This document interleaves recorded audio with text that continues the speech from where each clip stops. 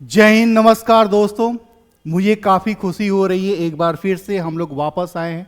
और मैं उम्मीद करूंगा, मैं प्रयास करूंगा कि अब हम लोग हर दिन मिले एक नए इन्फॉर्मेशन के साथ, एक नए कॉन्सेप्ट के साथ, एक नए कैरियर के रूप में आपको क्या चुनना चाहिए, या आप जिस भी जॉब के लिए प्रिपरेशन कर रहे हैं उस जॉब में क्या क्या रिक्वायरमेंट है, हमारी पढ़ाई कैसी होनी चाहिए, हमारा गाइडलाइन कैसे होना चाहिए, हमारा प्रैक्टिस फ्रेम कैसा होना चाहिए, हमारी योजना कैसा होना चाहिए, इन सारी मुद्दों पे हम लोग बात करेंगे।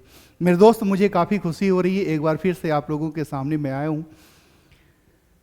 कुछ स्टूडेंट मुझे कई दिनों से मैसेज कर रहे थे। 3 दिन पहले हम लोगों का बिहार पुलिस के रिटेन का एग्जाम आया है, जिसमें लगभग 1 लाख स्टूडेंट पास हुए हैं। 1 लाख स्टूडेंट में से 21,000 स्टूडेंट को बिहार सरकार पुलिस के रूप में परमानेंट जॉब देने वाली है। तो यहाँ पे हम लोगों को देखना ये है, मैं इसलिए भी कह रहा था क्योंकि बहुत सारे ऐसे जॉब है जहाँ पे जॉब परमानेंट नहीं है, ऐसा लोग सोचते हैं। बहुत सारे स्टूडेंट मुझे बार बार पूछते भी रहते हैं कि सर 10वीं पास होने के बाद, इंटर पास होने के बाद मेरा फिजिकल अच्छा है, मुझे कौन से जॉब की ओर जाना चाहिए। तो नो डाउट, अगर फिजिकल अच्छा है तो भी हम लोगों के पास ऑप्शन है। अगर फिजिकल अच्छा नहीं है तो भी हम लोगों को कौन कौन से ऑप्शन चुनना चाहिए। अगर हमारी हाइट कम है तो हमारे पास कौन कौन से विकल्प हैं। अगर हमारी हाइट ज़्यादा है तो हमारे पास कौन कौन से विकल्प हैं। अगर हम ग्रेजुएशन भी पास हो गए तो कौन कौन से विकल्प हमारे पास हैं। क्योंकि हम लोग हर स्टेज में, एक स्टूडेंट होने के नाते हर स्टेज में हम लोगों को सोचना है कि अभी मेरे पास ये क्वालिफिकेशन है, ये योग्यता है, तो यहाँ पे कौन कौन से जॉब हम ले सकते हैं। मेरे दोस्त, हम लोग आज इसी पॉइंट के ऊपर बात करने वाले हैं, एक छोटे से जॉब के ऊपर। जॉब तो छोटा सा नहीं है, क्योंकि कोई भी जॉब छोटा नहीं होता, हर जगह संख्या भरपार पड़ी हुई है। लेकिन अगर प्रॉपर तरीके से हम लोग उसकी सही बारे में, जैसे परेशानी क्या है ना कि हम लोगों को कोई भी जॉब का प्रिपरेशन करना है तो हम लोग ये नहीं पता हम लोगों को प्रॉपर तरीके से कि उसमें पूछता क्या है, हमको पढ़ना क्या है। बहुत सारे लोग तो इसी वजह से उहापोह की स्थिति में है कि हम पढ़े क्या, छोड़े क्या, कहाँ से पढ़े, क्या पढ़ें, कौन से बुक को प्रेफर करें।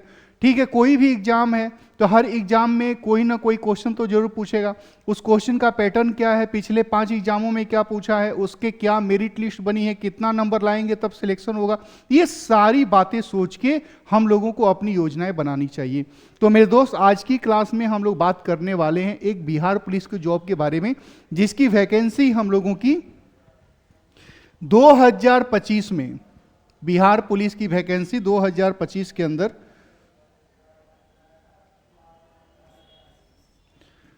बिहार पुलिस की वैकेंसी 2025 के अंदर हम लोगों की लगभग 49,000 होने का उम्मीद है। 49,000 वैकेंसी 2025 में। ये वैकेंसी हम लोगों का अप्रैल मई जून में आएगा, और उसी हिसाब से हम लोगों की तैयारी अपनी बननी चाहिए। बिहार पुलिस के जॉब की अगर बात करें तो उसके अंदर क्या पैरामीटर है, हमको कब सिलेक्शन मिलेगा, हमको कौन कौन से एग्जाम पास करने पड़ेंगे। तो मेरे दोस्त, हम लोगों के बिहार पुलिस के अंदर रिटेन एग्जाम है, फिजिकल एग्जाम है, और मेडिकल जो नॉमिनल मेडिकल होगा। चूंकि पुलिस का पार्ट है तो मेडिकल थोड़ा सा देखा ही जाएगा। रिटेन का जो एग्जाम है ये हम लोगों का क्वालिफाइंग है। क्वालिफाइंग का मतलब ये हो गया कि हम लोगों का मेरिट से इससे कोई लेना देना नहीं है, उसमें बस हमको पास होने की जरूरत है। ये रिटेन पासिंग मार्क्स का है। फिजिकल हम लोगों की मेरिट लिस्ट बनाती है, यहां से हम लोगों की मेरिट लिस्ट बनती है। लेकिन इसका मतलब ही नहीं है कि हम रिटेन की ऊपर, मतलब रिटेन की तैयारी को बिल्कुल हल्के में ले सकते हैं। देखते होंगे 10 लाख 8 लाख फॉर्म भरता है लोग बिहार पुलिस का, और उसमें से इस बार 1 लाख लोगों का हुआ है, तो बाकी 8 लाख लोग छटे हैं रिटेन में। तो रिटेन में जो लोग छटते हैं वो कौन छटते हैं, तो सबसे पहला पैरामीटर ये है कि हम लोगों का, मैं यहां पे दिखाऊंगा आपको कि हम लोगों का रिटेन के अंदर, मैं आगे लिखूंगा भी कि रिटेन के अंदर हम लोगों का मिनिमम 30% का स्कोर होना चाहिए। 30% का क्या होगा, इसको मैं आगे दिखाता हूं स्लाइड में आपको, कि हम लोगों का जो रिटेन होता है उसमें कौन कौन से सब्जेक्ट होंगे, कितने मार्क्स का होगा, हम लोगों का निगेटिव मार्किंग है कि नहीं है, कितना टाइम हम लोगों को मिलेगा। तो मेरे दोस्त, अगर हम लोग बात करें यहाँ पे, तो हम लोगों के सामने रिटेन के अंदर टोटल ये सब्जेक्ट हैं जो आप देख रहे हैं, इसके अंदर जीएस है, साइंस है, मैथ्स है, इंग्लिश है, हिंदी है। तो हिंदी, इंग्लिश और मैथ ये 10-10 नंबर के हैं, यानी ये अप्रोक्स 30 क्वेश्चन हम लोगों के सामने आएंगे।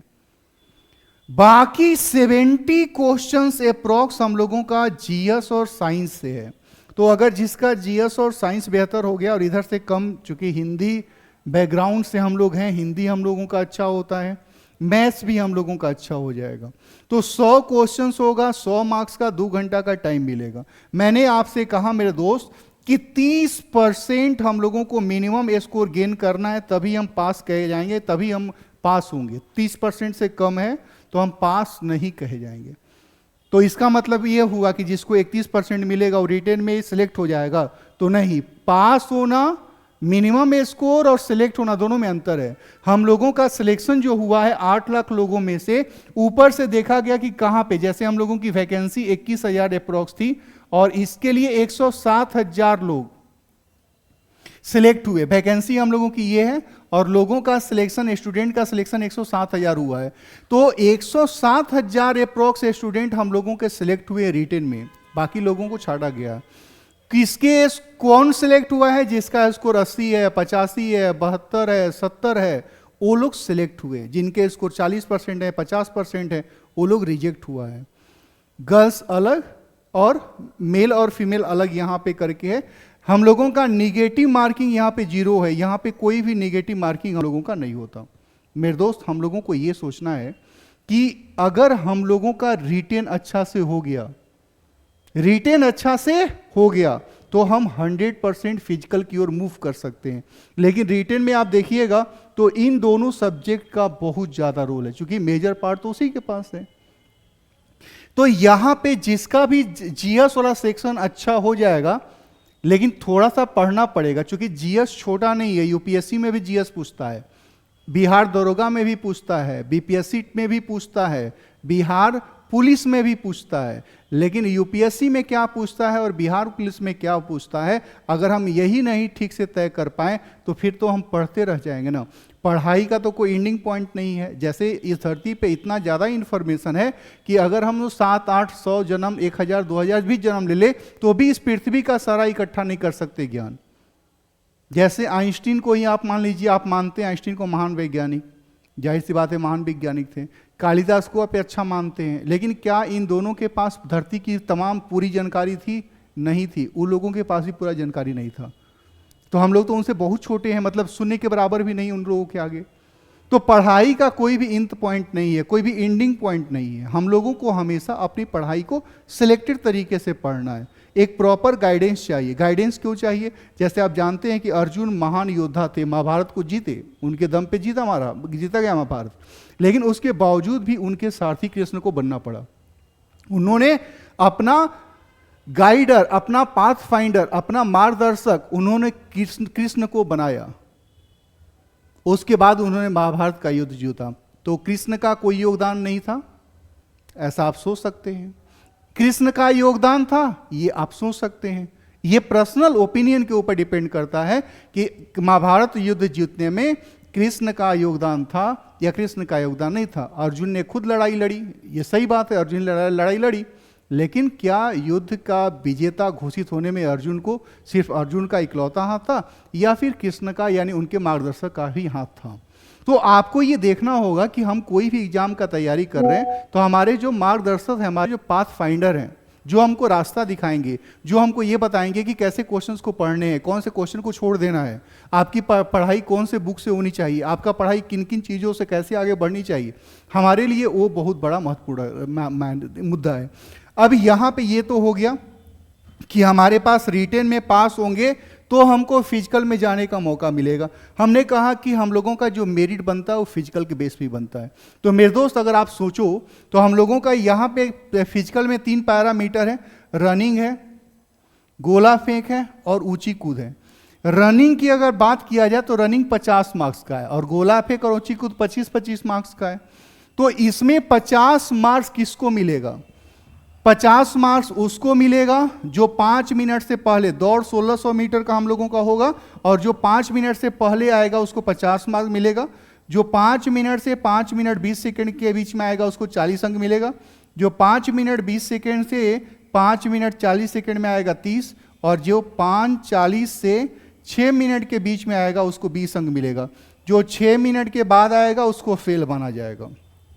तो ये हो गया दौड़ का पैरामीटर। तो अगर 5 मिनट से पहले दौड़ लेते हैं तो 50 नंबर तो यही मिल गया। और आप देखिएगा पिछला एग्जाम का मेरिट लिस्ट जो बना हुआ है, तो जनरल का हम लोगों का 70-72 के आसपास जनरल का मेरिट बनता है। तो अगर आपकी दौड़ जिस हिसाब से है, आप देख लीजिए कि आप सिलेक्शन में कितना पीछे रह जाते हैं। अगर कोई व्यक्ति 40 नंबर लेके आया, जो कि मैंने बहुत बार देखा है लोगों को करते हुए, आप 30 नंबर भी लेके आए तो बाकी दोनों से 40-40 नंबर लाने पड़ेगा। तो यहां पे गोला फेंक का क्या पैरामीटर है? तो गोला फेंक के अंदर 16 पाउंड का वेट होगा, उसको 16 फीट फेंकना होगा, ये पुरुष के लिए है। और 12 पाउंड का गोला 12 फीट फेंकना होगा, ये महिला के लिए। और वैसे ही ऊंची कूद भी हम लोगों की है, तो ऊंची कूद में 4 फीट हम लोगों का 3 चांस के अंदर हम लोगों को लेना है। ऐसा नहीं कि एक ही चांस के अंदर हम लोग को लेना है। मेरे दोस्त, मैंने कहा कि दौड़ है, गोला फेंक है और ऊंची कूद है, 3 पैरामीटर है मेरिट के लिए। और आप विश्वास रखिए, अगर ठीक से सही डायरेक्शन में हम लोग अपने आप को बनाएं तो 10वीं पास करने के बाद, 12वीं पास करने के बाद 18 साल की उम्र में, 19 साल की उम्र में, 20 साल की उम्र में, 21 साल की उम्र में हम लोग बिहार पुलिस के जॉब को ले सकते हैं। मैंने बहुत लोगों को देखा है जो बिहार पुलिस में जॉब करते हुए बिहार दरोगा बनते हैं। बहुत सारे लोगों को मैंने देखा है बिहार दरोगा की तैयारी करते हुए बीपीएससी का एग्जाम देते हुए।